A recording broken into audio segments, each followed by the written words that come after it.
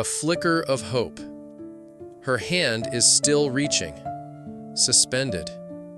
Air between her and the edge of his robe, no more than a breath, no more than a whisper of distance. She doesn't think. She doesn't second guess. She simply believes. Not in perfect faith, not in grand knowledge, just in hope.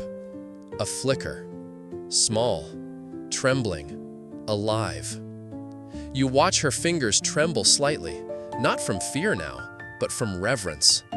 Her whole body leans forward, weight balanced on knees bruised by stone, shoulders hunched low so as not to be seen. But within her, something stands tall: hope. It's a strange thing, this flicker of belief. It doesn't roar, it doesn't force its way forward. It waits, it watches, and when the moment is right, it moves. And that's what she does now. She moves. Her fingers brush the edge of his garment, just barely. The hem swings as he walks, brushing the dust. It is not embroidered with jewels, not marked with glory, but she knows it is his, and that is enough. The touch is quick, soft. A second, no more, and nothing happens, at first. The crowd doesn't gasp. Jesus doesn't stop. No light from the heavens splits the sky. But something inside her shifts. She draws her hand back, folding it against her chest as if to hold the moment in. Her breathing stills. You see her eyes widen, and for a long second, she doesn't move. You wonder, did it work? Did she feel anything? Is she still waiting? And then you see it. A tear. Not of pain, but of relief. It spills over slowly, carving a single path down her cheek. Her body, once so tense, begins to soften. Her shoulders lower. Her back straightens, not dramatically, but gently, like a weight is being lifted that she hadn't realized she still carried. You feel it too. The shift, the stillness, the release. Because sometimes miracles don't thunder into our lives. Sometimes they slip in like breath, like warmth after a long winter, like light returning to a room that had forgotten color. She doesn't speak, but her silence says more than words could. This flicker, this fragile, stubborn ember has found wind, and now it burns bright inside her. She touches her chest again, then her side, where the pain used to live, and it's gone. Not numbed, not reduced, gone. 12 years, gone in one sacred second. You feel your own breath catch, not because of drama, but because of stillness, because something quiet has become holy. She rises slowly now, not fully standing, but no longer bowed. Her eyes search the crowd, not for escape, not for safety, but to find the one she touched. And yet, he still walks, as if he doesn't know, as if nothing happened. But you see it in her. She knows. And that is enough, for now. You walk beside her, still close. She's holding her breath again, but this time not out of fear, out of awe, out of that stunned wonder that comes when the thing you dared to believe might happen actually does. And then a ripple in the crowd, subtle. Jesus has stopped. Just ahead, mid-step, he pauses. His head turns slightly, his shoulders still, and the people around him slow. You feel it, the moment turning. A flicker of hope has met a well of knowing, and something is about to unfold. You glance at her. Her eyes widen again, not in pain, not in confusion, but in reverent surprise, because she realizes he felt it too. And yet, he still walks, as if he doesn't know, as if nothing happened. But you see it in her. She knows. And that is enough, for now. You walk beside her, still close. She's holding her breath again, but this time not out of fear, out of awe, out of that stunned wonder that comes when the thing you dared to believe might happen actually does. And then a ripple in the crowd, subtle. Jesus has stopped. Just ahead, mid-step, he pauses. His head turns slightly, his shoulders still, and the people around him slow. You feel it, the moment turning. A flicker of hope has met a well of knowing, and something is about to unfold. You glance at her. Her eyes widen again, not in pain, not in confusion, but in reverent surprise, because she realizes he felt it too. Through the alleyways. The woman stands at the edge of the clearing crowd, her heart pounding with the quiet knowledge of what just happened. And yet, before we continue in the moment where Jesus turns, let's step back, just for a breath, and return to where her journey began that day. Before the robe, before the miracle, there were alleyways. Twisting paths between mud brick homes, the smells of cooking lentils and open earth. There were children playing in the dust, women drawing water, men carrying baskets of olives, loaves of bread, folded linen. And in the shadows, her, moving between the walls like a shadow herself, head lowered, robe pulled close. She didn't want to be seen, not like this, not with this pain, not with this past. But she came anyway. She passed through places that once held memories. The home of a woman who used to sit with her in the market, now silent. The steps of a healer who once promised much and delivered little. The wall where she used to rest when walking became too hard. Everything she passed reminded her of who she'd been and who she no longer was, but also who she still hoped she could become. You watch her footsteps trace through sunbeams filtered through hanging laundry. Cats peer from rooftops. A pot crashes in a nearby doorway. But she doesn't flinch. Every sense is focused forward, toward him. Each alley feels longer than it is, not because of distance, but because of weight. Each step she takes presses into the past and calls the present forward. She turns a corner. Someone glances at her, frowns, moves aside. She's used to it. Her presence makes others uncomfortable because she is a reminder of suffering, of waiting, of wounds that don't heal quickly. But today, she doesn't shrink beneath their gaze. Today, she walks through it. You can see it in her hands again, open now, no longer clenched in shame. Her fingers twitch as if remembering prayers long forgotten. In these alleyways, she lets go of more than physical pain. She lets go of being invisible, of being whispered about, of carrying her story like a burden instead of a testimony. And maybe this is part of the miracle too. Not just the healing to come, but the courage before it. The belief that moves you through tight, narrow spaces, past familiar griefs and silent glances, through doorways of memory and out into light. Because the alleyways aren't just stone and dust. They are thresholds. And she walks through them not because she is strong, but because she is willing. You pause now, watching her emerge from the last of the winding turns. The light shifts as she enters a wider path. The air smells different, fresher, touched with myrrh and sun-warmed oil. Ahead, the noise of the crowd begins to rise. Laughter, feet, shouting, curiosity, expectation. But behind her, quiet. The alleyways have closed. Not literally, but in spirit. She will not return to them as the same woman. You follow her as she steps from shadow into sun. It's not just a turn in the road. It's resurrection. And maybe you've walked those alleyways too. not in body, but in spirit.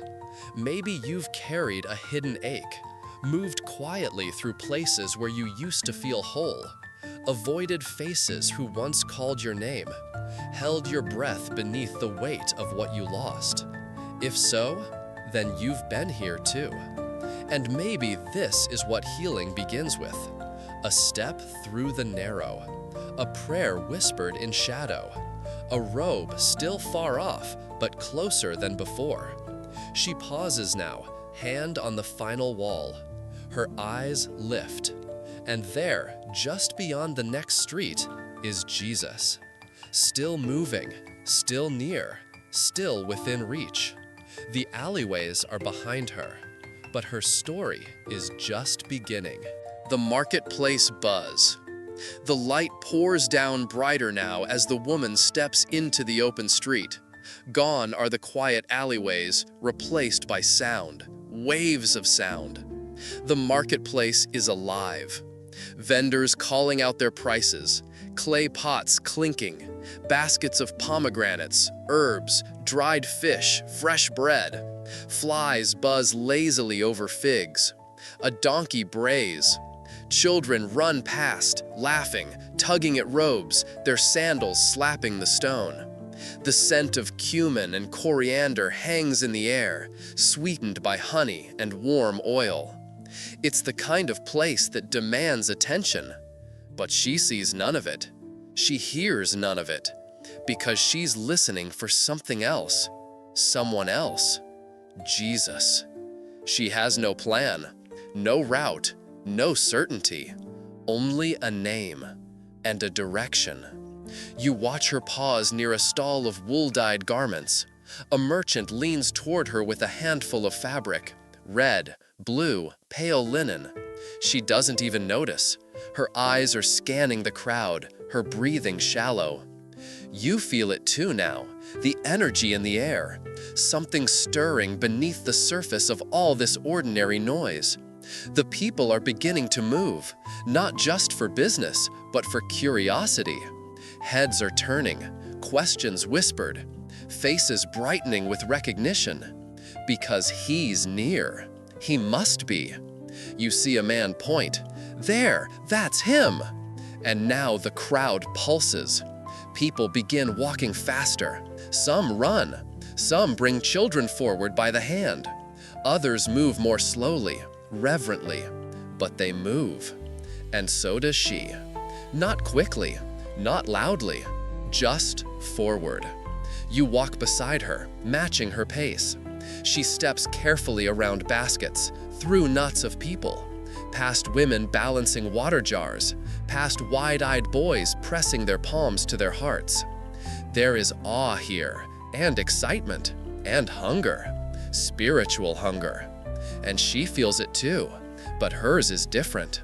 Not excitement, not thrill, need, a deeper kind of hunger. You can see it in the way she weaves through the crowd, not with aggression, but with purpose. There's no time to hesitate, but she also doesn't push. She simply moves, drawn towards something real. You notice the way people react as they pass him. A gasp, a stilled breath, a dropped parcel. Not because of anything he says, but simply because of his presence. And though she's still a distance away, she feels it too. You see her eyes shift. That robe, that stride, that stillness amid the noise. It's him. And suddenly, the marketplace seems quieter. Not in sound, but in spirit. As if all the shouting fades into the background. As if heaven is pressing its ear to this street. She places a hand over her chest. You can feel the rhythm of her pulse. Not from panic, but from longing. You glance to your left and see another woman drop to her knees, weeping at the sight of him. A man calls out, "Rabbi, Rabbi, look this way." Others simply watch with eyes full of questions. And then there is her, still walking, still holding to one thought. If I can just touch him. You move through the crowd with her now. The press of bodies grows tighter. People jostling, arms brushing, sandals scraping stone. She bends low again, not dramatically, just enough to move under the elbows and cloaks of the people around her. You watch her eyes, locked on the edge of his robe. No one sees her, but heaven does. She is almost there. What would you do? With the weight of 12 years behind you? Would you let one more crowd keep you from hope? Or would you keep moving, quietly, gently, through the noise, through the dust, through the marketplace full of every reason to give up, for just one touch?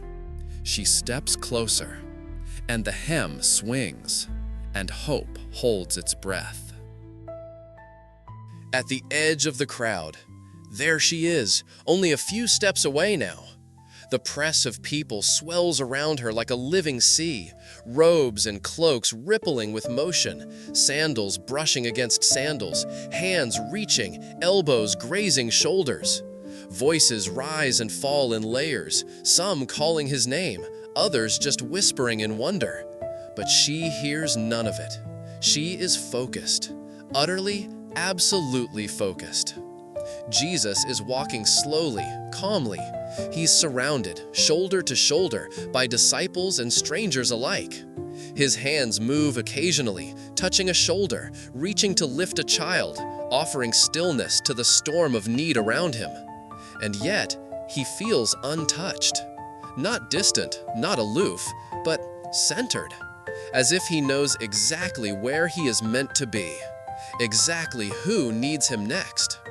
She watches him closely, her eyes never leaving his figure. This man, the one she's heard about in whispers and fragments, the one who touched lepers, the one who dined with sinners, the one who calmed the sea. And she thinks, if he did all that, surely he can heal me too. She stops, just for a breath, on the edge of the crowd. It's the closest she's ever been. One more step and she'll be within reach. But now the doubts creep in, not loudly, just quietly, like wind curling around the edges of her robe. What if I'm wrong? What if I'm not enough? What if I ruin everything by trying? She presses a hand to her heart, feeling the flutter in her chest. The voices around her blur. She no longer hears what they're saying. Her focus narrows again, and all she sees is the hem of his robe. That's all I need, she thinks, just that. Not his hand, not his words, not his attention, just the edge, the very fringe, because in that thread, she believes, there's more healing than in all the words she's ever heard from physicians or priests. You watch her crouch slightly, her body moving with care. Not out of shame this time, but reverence.